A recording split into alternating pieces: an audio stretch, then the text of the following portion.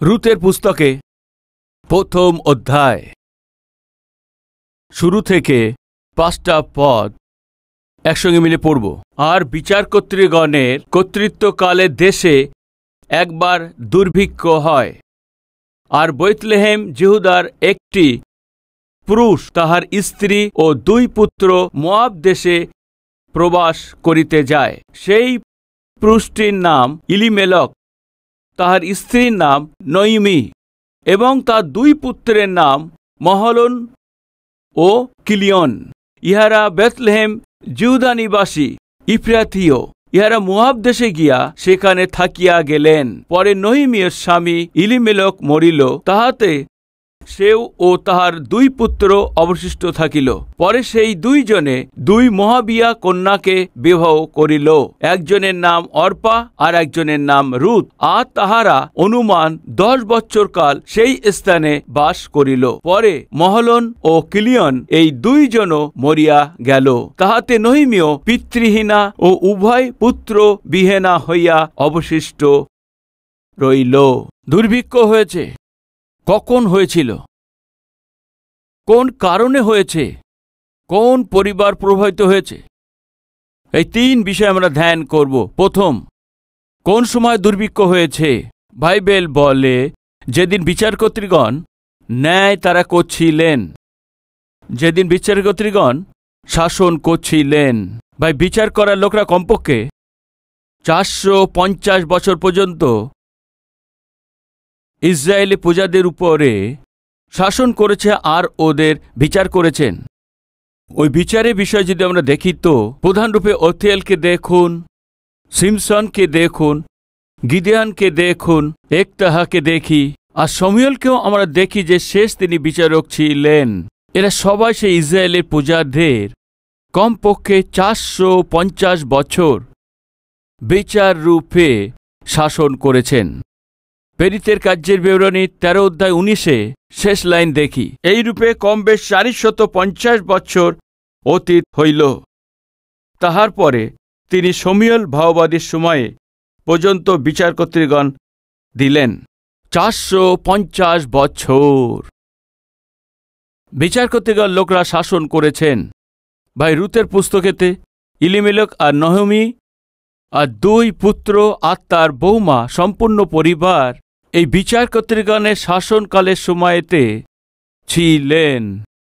এরা ওই সময় ওরা যখন বসবাস করেছিলেন, এটা বলা মুশকিল আছে, কিন্তু একটি কথা সত্য আছে, এরা ওখানে বসবাস করেছেন। দয়া করে শুনুন, বিচারকর্তৃগণ এরা যখন শাসন করার সময়তে এক বড় দুর্ভিক্ষ ওইখানে হয়েছে। বাইবেলে 13টা দুর্ভিক্ষ দেখেছি। আব্রাহামের দিনেতেও দুর্ভিক্ষ শুরু হয়েছেন। আব্রাহামের দিনেতেও সবচেয়ে প্রথমবার এই পৃথিবীতে দুর্ভিক্ষ হয়েছিল। এরপরে অনেক জায়গাতে দুর্ভিক্ষ হয়েছে। এখন যে আমরা দুর্ভিক্ষের বিষয়ে দেখছি, ওটা কখন হয়েছে দেখেন তো। যে দিনে বিচারকর্তৃগণ শাসন করেছিলেন ওই দিনেতেই দুর্ভিক্ষ হয়েছিল। দ্বিতীয়, দুর্ভিক্ষ হবার কারণ কি ছিল? দুর্ভিক্ষ কেন পড়েছিল? আসলে মনুষ্য জীবনেতে দুর্ভিক্ষের উপর কষ্ট কেন আসে? কখন মানুষ নিচতম দশাতে পৌঁছে যায়? কখন ভয়ানক সংকটের মধ্যে চলতে হয়? জানলে খুব ভালো হয়। দুর্ভিক্ষের কারণ কি আছে? আজকে অনেকের জীবনেতেই দুর্ভিক্ষ দুঃখজনক কমন হয়ে গেছে। অনেক লোকরা বলে থাকে আমার জীবনে সুখ নেই, দুর্ভিক্ষ পড়ে গেছে। আবার কিছু লোক বলে থাকে আমার জীবনে আনন্দ নেই, দুর্ভিক্ষ এসে গেছে। আবার কিছু লোক বলে থাকে আমার জীবনে শান্তি নেই, দুর্ভিক্ষ পড়ে গেছে। আবার কিছু লোক বলে আমাদের জীবনে কোনো সুখ নেই, দুর্ভিক্ষ পড়ে গেছে। এ আধ্যাত্মিক আর মানসিক দুর্ভিক্ষ আছে। আবার কিছু লোক অর্থনৈতিকভাবে দুর্ভিক্ষের মধ্যে পড়েছে। যতই সে উপার্জন করুক, একটু টাকা বেঁচে থাকে না। অনেক পরিশ্রম করার পরেও 1 টাকাও তার মানিব্যাগে থাকে না। লক্ষ টাকা আপনি নগদে লাগাচ্ছেন, দিনের মধ্যে 15 ঘন্টা থেকে 20 ঘন্টা আপনি পরিশ্রম করছেন, তবু আপনার জীবনেতে কোনো প্রতিফল আপনি দেখতে পাচ্ছেন না। তখন সহজভাবে আপনার মুখ থেকে কি বেরিয়ে আসে জানেন কি? জানেন কেন আমার সঙ্গে কোনো কিছু ভালো হচ্ছে না, আমি যা করছি সেটা যেন পরিপূর্ণ হচ্ছে না। সাধারণভাবে কিছু লোক এটাকে কি নাম দিয়েছেন? জানেন কি, সময় ঠিক নেই। কি বলছে? সময় ঠিক নেই।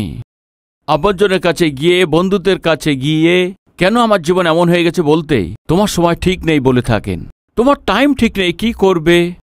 সহজে এটা বলে দেয়। এক ব্যক্তির জীবনে টাইম ঠিক নেই বলে তার জীবনে কি দুর্ভিক্ষ পড়েছে? আবার কিছু লোকরা বলে থাকে তোমার কপালে তো এই লেখা আছে। আর একটা কথা আছে যারা সহজভাবে বলে দেয়, কি করবে? তোমার জীবনে লেখা আছে, ওই ঈশ্বর তোমার মাথার উপরে লিখে দিয়েছে, আর তুমি এখন কি করবে এখন বলো? তোমার তো ভাগ্য ঠিক নেই, আমরা কি করব বলো? আবার কিছু লোক বলে থাকে, আরে গ্রহণ পড়েছে, গ্রহণ লেগেছে, এভাবে বলে থাকেন। এইভাবে এক ব্যক্তি দুর্ভিক্ষের মধ্যে, কষ্টের মধ্যে, সমস্যার মধ্যে দিয়ে, দুঃখের মধ্যে দিয়ে চলেছেন। তো কিছু লোক তো সহজে বলে থাকে সময় ঠিক নেই, আবার কিছু লোক তো কি করবে, তোর ভাগ্যে তো এমন লেখা আছে। কিছু লোকরা বলে গ্রহণ লেগেছে বলে থাকেন। আসলে ঠিক কি আছে? এক মানুষের জীবনে দুর্ভিক্ষ কেন পড়ে, কারণ কি আছে? ভাই জানলে খুব ভালো হয়। আসুন আমরা দেখি রুথের প্রথম অধ্যায়েতেই প্রথম এবং দ্বিতীয় পদ আমরা এখন পড়েছি। আর বিচার কর্তৃগণের কর্তৃত্বকালে দেশে একবার দুর্ভিক্ষ হয়। ওই সময় বিচার কর্তৃগণ তারা বিচার করছেন। এইভাবে যখন বিচার কর্তৃগণ তারা শাসন করছে, দেশে দুর্ভিক্ষ পড়েছেন। কেন পড়েছেন? দুর্ভিক্ষ হবার কারণ কি আছে? এক পেজ আগে দেখুন, বিচার কর্তৃগণ 21 অধ্যায় পড়ুন, শেষ পদকেই কি লেখা আছে এখানে? তৎকালে ইসরায়েলদের মধ্যে রাজা ছিল না। কি লেখা আছে? কোনো রাজা ছিল না। যাহার দৃষ্টিতে যাহা ভালো বোধ হইত সে তাহাই করিত। বুঝতে পারছেন? জিহুদা বেতলেহেমেতে দুর্ভিক্ষ হয়েছে। এখনই আমরা বিচার কর্তৃগণের শেষ অধ্যায়ের শেষ পদ পড়েছি। বিচার কর্তৃগণের দিনেতে, ওই দিনে ইসরায়েলের মধ্যে কেউই রাজা ছিল না, নেতৃত্ব দেওয়ার কেউই ছিল না, চেতনা দেবার উপদেশকও ছিল না, ওদের মধ্যে ঈশ্বরের ভয় আর ভক্তিও ছিল না। আসলে ঈশ্বর আছে এমনই ভাবনাও তাদের ছিল না। আজকে অনেকে এরকমই চাইছে কি, তারা নিজের নিজের মনের ইচ্ছাতে চলতে চায়। মানুষ তো প্রথম থেকেই তারা চায় তারা যেন নিজের ইচ্ছা মতো চলতে পারি। ভাই, আপনি আপনার সন্তানের হাত ধরে রাস্তাতে চলে যাওয়ার সময় আপনি সঙ্গে নিয়ে যান, ওর হাত আপনি ধরুন আর ওকে সঙ্গে নিয়ে চলুন। আপনি এই বিষয়ে ধ্যান দেবেন কি, যখন আপনি ওর হাত ধরে নিয়ে যেতে চাইবেন, আপনি যখন যাবেন, আপনি যে কাজের জন্য যাচ্ছেন ওখানে আপনার ধ্যান থাকবে। কিন্তু আপনার সন্তানের ধ্যান কিসের উপরে আছে জানেন কি? কখন আপনার হাত থেকে নিজের হাতকে ছাড়িয়ে নেবার ব্যাস এই চেষ্টাই করবে। আপনি আপনার পুত্রের হাত ধরে নিয়ে যাবেন, 10-15 মিনিট পর আপনি যদি চান ধ্যান দিতে দেখুন, আপনার হাত ওখানে থাকবে না, ও আপনার হাত ধরে নেবে। আপনি ভাববেন আর আমি হাত ওকে ধরবো, ও আমার হাত ধরবে, এর মধ্যে তফাৎ কি আছে? না, অনেক বড় তফাৎ আছে। ওখান দিয়ে আজকে বলা আসছে। আর যদি আপনার পুত্রের হাত আপনি ধরেছেন, তো আজকে মালা আসলে তার হাত ধরে আপনি টেনে নিয়ে যেতে পারবেন। কিন্তু আপনার চেয়ে বুদ্ধিমান আছে। যদি আপনার পুত্রের হাত আপনি ধরে নিয়েছেন, তাহলে আপনিই কন্ট্রোল করতে পারবেন। এও একদম পছন্দ করে না। আস্তে করে হাত টেনে নিয়ে আপনার হাত ধরে নেবেন। আপনি যেতে থাকবেন, যেখানে আইসক্রিম দেখতে পাবে আপনার হাত ছেড়ে দেবে, দাঁড়িয়ে যাবে, পাশে গিয়ে দেখবে।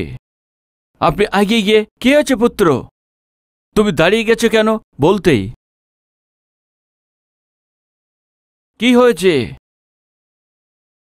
ইশারা করবে। এখন ওখানে দাঁড়িয়ে যাবার কারণ জানেন কি? যে নির্বাচন করছে স্বাধীনতা। ও ভাবছে আপনাকে বলার কোনো প্রয়োজন হবে না।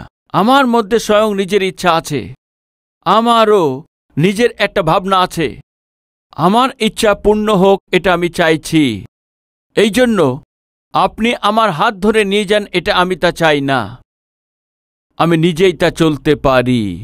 এই ছোট সন্তানদের মধ্যে দেখা যায় এমনই স্বভাব আছে। ওই সন্তানরা এমন ইচ্ছা প্রকাশ করে, ওই সন্তানের ইচ্ছা আপনি পূর্ণ না করে নো বলে আপনি দেখুন, অনেক সে রাগ দেখাবে। ওকে একবার না বলে দেখুন,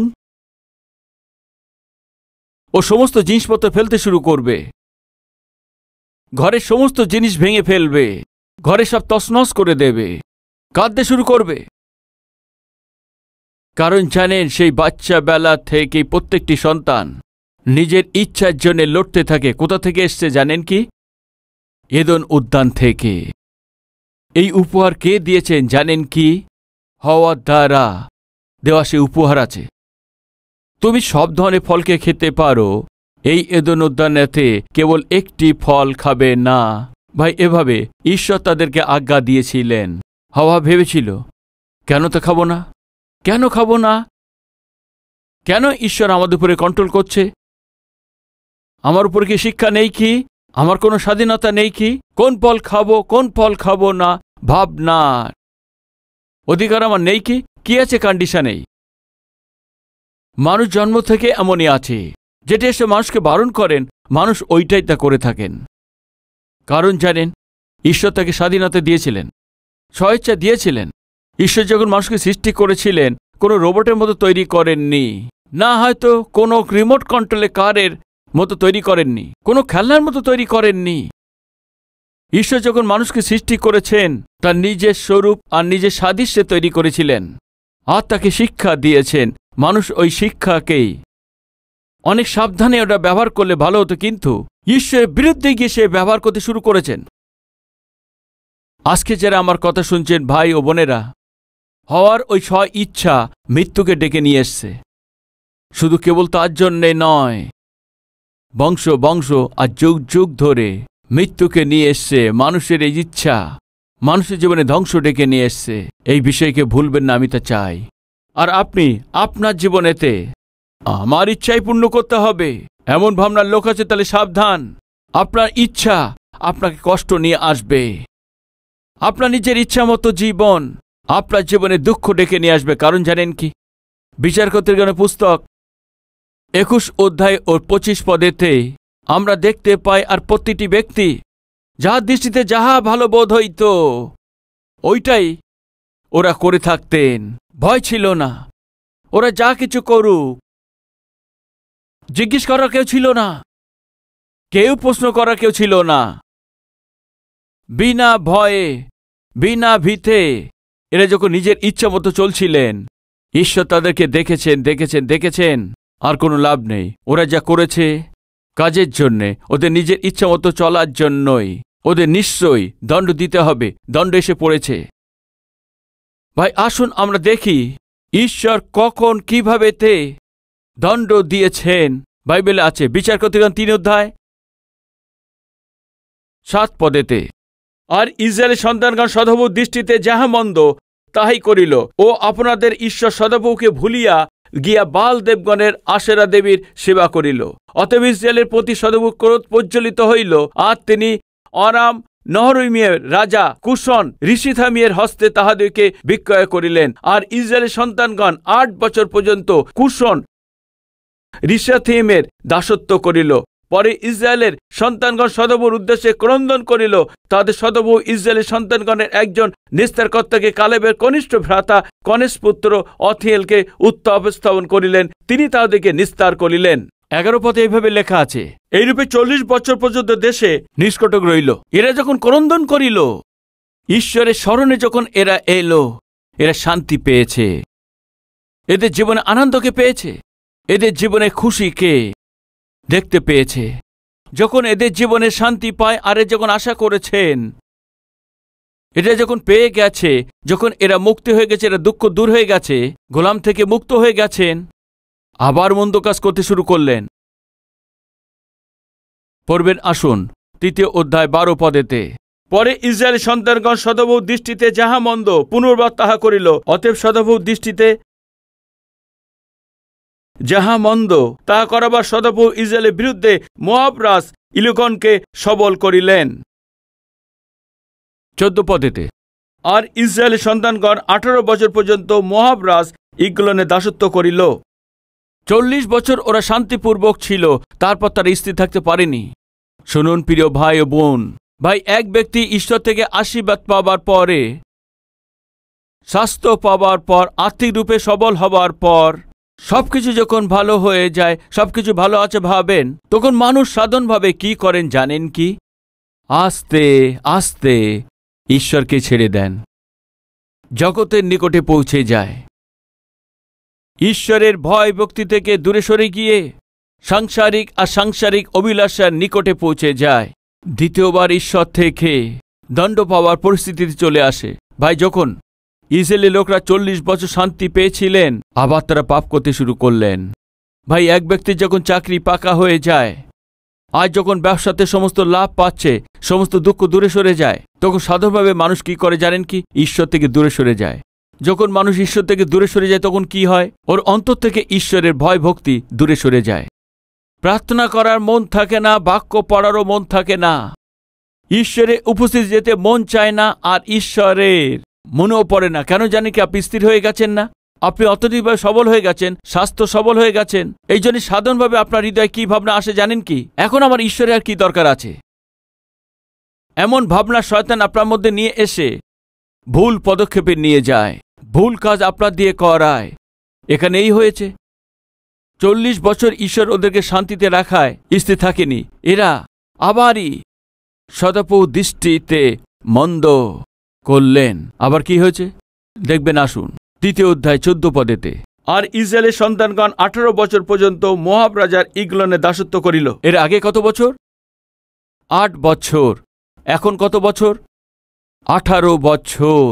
মানে মানুষরা ঈশ্বর থেকে আশীর্বাদ পাবার পর তারপরে ঈশ্বরকে ছেড়ে চলে যায়, তো ও বাস্তবে আশীর্বাদকে পায় আর অভিশাপকে ডেকে আনে। মানুষ ঈশ্বরের অনুগ্রহ পেয়ে, তার আশীর্বাদকে পেয়ে, এরপরে ঈশ্বর থেকে দূরে সরে গিয়ে নিজের ইচ্ছে মতো চললে দণ্ড বেড়ে যায় না, দণ্ড কমে যায়? দণ্ড বেড়ে যায়। সাবধান।